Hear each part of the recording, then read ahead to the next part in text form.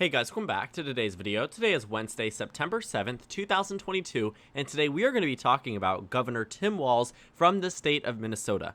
The governor, who used to serve in the House of Representatives in Minnesota's 1st congressional district, now running for re-election as a governor in a state as a mildly popular governor who looks like, according to recent numbers, is on track for a very solid re-election bid.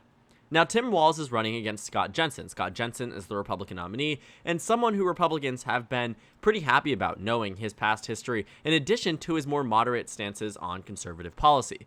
In addition to that, the state of Minnesota is one that was competitive back in the 2016 presidential election, so Republicans thought that this might be a potential pickup opportunity. Republicans did hold the governorship as recently as 2019.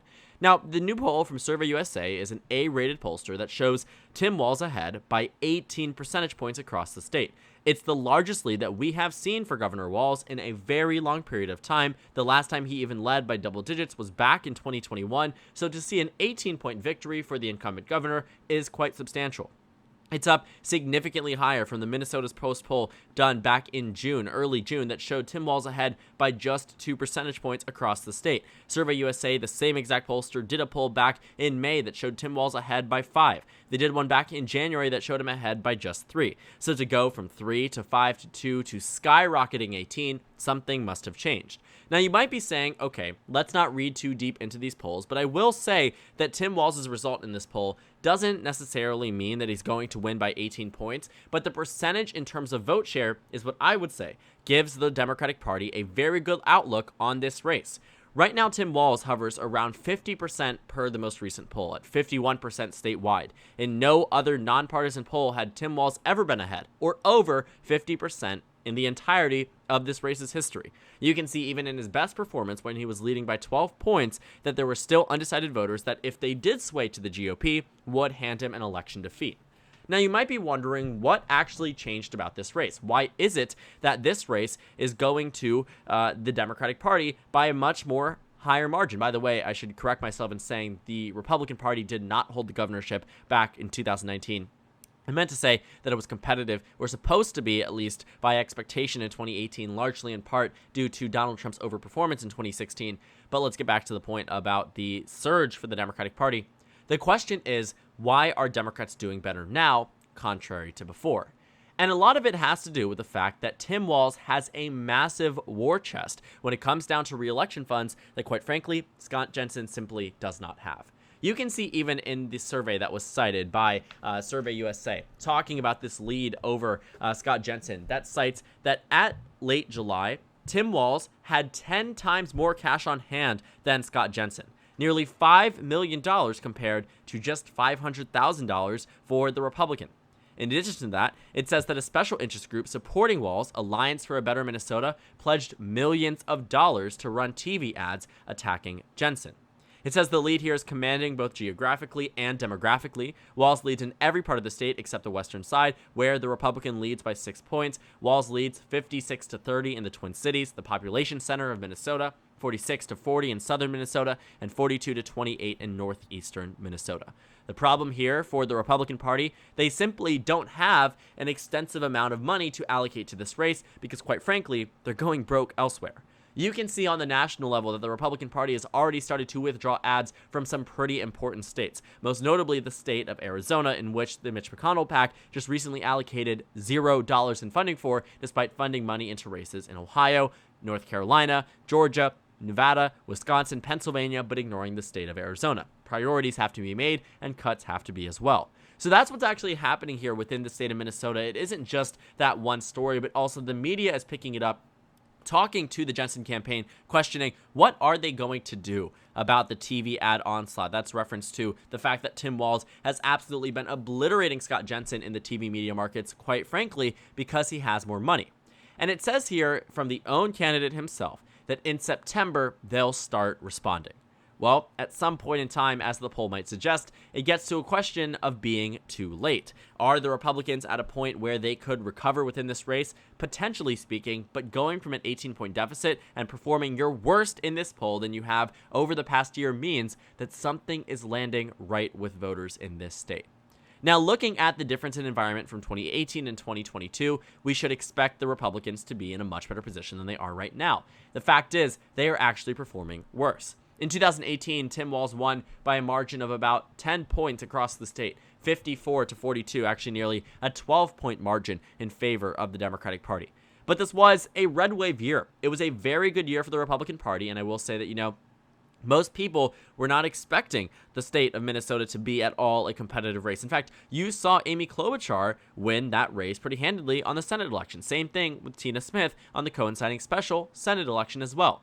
But the problem was just that Minnesota had gone to be a narrow state back in the 2016 presidential election, which we can see here. Hillary Clinton only defeated Donald Trump in the state by 1.5%. So there was some type of hope for the GOP, but realistically, it wasn't going to matter. But here's the thing. 2016 is on a very similar year in terms of generic ballot to 2022. The race should be within 1.5%. Not only is it not between 1.5%, but it is an 18-point difference at this point in time. Taking a look back at the polling history in 2020 and 2018, we can see in 2020, it actually said that Joe Biden would win by just 4.3%. He ended up winning by 7.2%. It underestimated the Democratic Party. In 2018, Tim Walz, according to Survey USA, was supposed to win by 8 points, 7 points back in September. When you take a look at those numbers, the final one right before the election, showing that Walz was only ahead by 8 when he won by 12, a consistent and clear underestimation for the Democratic Party. And you can see that extend into many other parts of the country, but specifically in the state of Minnesota, this major pollster, Survey USA, which really focuses and hammers into the state of Minnesota, you find that Tim Walz actually might be, surprisingly enough, underestimated by these numbers. Again, in 2018, they said Tim Walz would get 49% of the vote. He got 54% of the vote, and they said that the margin would be 8. It was 12. In 2020, you saw that Survey USA said that Biden would get 47% of the vote. Trump would get 42. The final results, 53 to 45, a significant uptick in favor of President Biden. And that is, again, where the problem lies, that the numbers here were underestimating Democratic support in the state. But when you look back at other elections, let's say 2016, for instance, you can see that in this state, Hillary Clinton was meant to win by 10 in the final days of the election season. She ended up winning by 1.5. So the shift here, at best for the GOP, was an 8.5% shift in favor of the Republicans. But guess what? You apply that to the numbers they've released for this Minnesota race, and you find that Tim Walz still wins handedly. That is where the Republican Party really needs to make some major type of effort change in order to narrow up this race. The fact that Republicans were in a better position nearly a year ago, in December of 2021, this poll was conducted during the time in which my birthday took place. I mean, you are talking that far ago, if you remember me talking about that on my channel. The point is that it was just such a long time ago, 8 to 9 months ago. The fact that the Republicans were ahead further then than they are right now is quite embarrassing. And I say it not to knock the GOP, but to show the severity of why this is such a bad look for the GOP. There should never be a point in time where you are performing better a year ago when the national environment was supposedly supposed to get that much better. But newsflash, it didn't. President Biden's approval rating is doing better. The generic ballot is better for the Democratic Party. And a lot of these races are reflecting that. But if Tim Walz does better in the state of Minnesota in 2022 than he did in 2018, the Republican Party must have royally screwed up. The Democrats did win Minnesota back in 2014. You can see this here. You will find that Mark Dayton won by about 5.6% across the state against the same nominee from 2018. But 5.6% wasn't a red wave year. Pretty good for Minnesota Democrats. But can you imagine an 18-point margin of victory in a blue wave year? Tim Walz would jump up as a potential 2024 contender or 2028, considering his overperformance in a similar region, but not necessarily a Rust Belt state. What I see and read into these numbers is that it is very clear that this inability to catch up to the Democrats in terms of TV ad spending, in terms of fundraising numbers, and in terms of a changing national environment, the Republican Party has begun to lose some races, Minnesota being one of them. I remember when we thought Minnesota at a different point in time was going to be a red state. When Glenn Youngkin won in the state of Virginia, a state that voted for Biden by 10.1%, it immediately threw plenty of other Biden states into the running in 2022, Minnesota being one of them, because Joe Biden only won the state of Minnesota by a margin of about 7.7% in the 2020 presidential election. Based off of this result, 7.2% actually. I think New Hampshire might have been 7.7%. But what was a 7.2% state should have been absolutely on the radar for the Republican Party. It should have been easily a state that they were going to focus on and they were going to potentially win. But that just didn't happen. In fact, it is not on track to happen, and numbers got a lot better for the GOP as the time went on.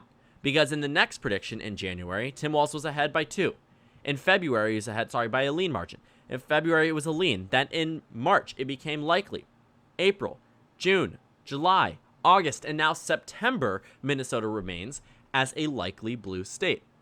Knowing that this state was entirely within reach for the GOP and is no longer there means that something went wrong, and people need to recognize that. Sorry about that. My Alexa just went off. Had to unplug her. Sorry. But looking at the state itself, I mean, it is quite baffling to say the least that we have come to this point where it is no longer within a reasonable expectation that Republicans could even come close. That's the problem here. I think we will also find that as the months go on, and I say this to sort of as a silver lining for the GOP, that the final margin does not end up being 19 points or 18 points. If it does end up being 18 points, I'm serious about Tim Walz being a potential presidential contender. Because if he's able to win in this state and outperform 2018, what does that mean about his ability to outperform in other types of years? But there's no guarantee about that as well. Just something to think about. I will predict, I guess, that the margin will be less than 18 points. I think Scott Jensen does eventually narrow it up. But the problem is that it's about 2 months away. The election is 2 months away. And the narrowing up for Hillary Clinton was a 10-point down to 1.5, but that was just a miscalculation on the side of the poll in favor of the Republican Party.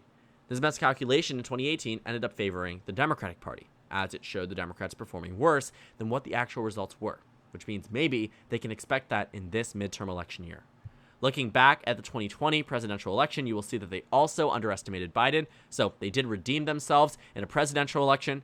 But at the end of the day, Survey USA has been a somewhat moderately accurate pollster, I would say, has predicted the winners at least correctly, and right now they show Governor Walz by 18 points above the Republican. It comes to a point where it no longer is winnable for a certain political party. Hitting back in September is typically not enough when you've built such a prominent lead. I mean, if any Senate or House race was to be an 18-point lead in favor of the Republican Party right now, the Democratic Party would entirely abandon the race. And based off of where we are in terms of money, in terms of spending, if I was chairing the RGA, if I was allocating funds to Republican governor candidates across the nation, Minnesota would jump to the bottom of the list, moving from what was probably very high up there for the Republican Party. Looking at the 2018 governor elections, it was very clear that Minnesota could be a state that Republicans would have been able to win. I mean, you can see that. Let's see if we can find the full 2018 governor results. I don't know if it's going to go ahead and show us. We can just go to it on this website here, map.jacksonjude.com if you're wondering. 2018, the Republican Party saw this map and knew that they had lost, but it also meant potential pickup opportunities in the future. Think about these states. Kansas, one of them. Minnesota, one of them. Wisconsin, Michigan, Pennsylvania, potential pickup opportunities. Connecticut, Maine, Nevada, Colorado, New Mexico, the close races from this election cycle. And Democrats and Republicans knew that these close races were going to return to be close races in 2022. And the state of Minnesota was absolutely up there. The Republicans lucked out with their nominee. This was not some type of Republican who could not win the state, but they just simply did not have the facilities for that. It's quite funny to think about that the Republican Party is in this position where they are worse off than they were a year ago, but that is just what happens in a bad campaign. And that's exactly what happened to Scott Jensen. Tim Walz is more than likely going to win re-election this November, but if you had asked me that a year ago, I would have said potentially the opposite, especially after Glenn Youngkin's victory. This is a complete and total turnaround in favor of the Democratic Party. Governor Walz is going to do a lot better than many people predicted. In fact, much better than the polls had predicted in January, May, and June. The Democrats are pulling ahead because they are doing something right. It also doesn't hurt that the Dobbs decision came out and benefited them. This is the only poll post-Dobbs. Voters in the state of Minnesota approve of pro-choice initiatives, of being pro-choice, of being for abortion access across the state by about 20 points statewide. So to see that and see what happens after the Dobbs decision, combined with a fundraising advantage for the Democratic Party, along with the incumbency and a better national environment and a recovering president approval, everything indicates that these numbers make sense. I don't think 18% checks out in November, but what I do think is a victory absolutely does, and Democrats shouldn't necessarily become complacent, but they definitely can count on a victory in the state of Minnesota, whereas months ago, that might not have been an option. So thank you guys so much for watching this video. Make sure to comment down suggestions below. Subscribe on the left if you haven't already, and check out the Instagram and Twitter. At the bottom left of the screen, there's also a Discord server if you go ahead and join.